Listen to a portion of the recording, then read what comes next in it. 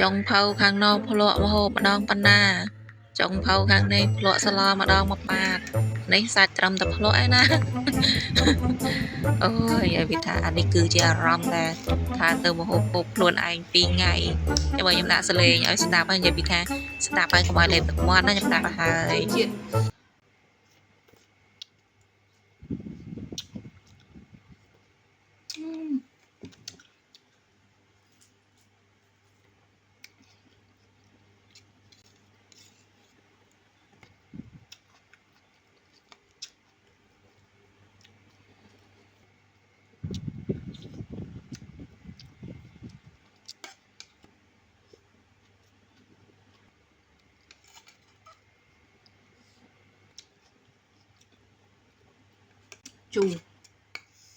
ជូរឆ្ងាញ់ហ្មង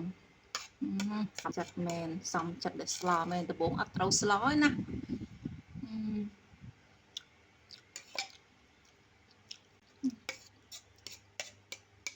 ស្លោមកជូរផលិតត្រួយ7ត្រីផ្ទាប់ដំបងអត់ទេតែញ៉ាំស្រាមជូរខ្លាំងអត់ហើយអូយណា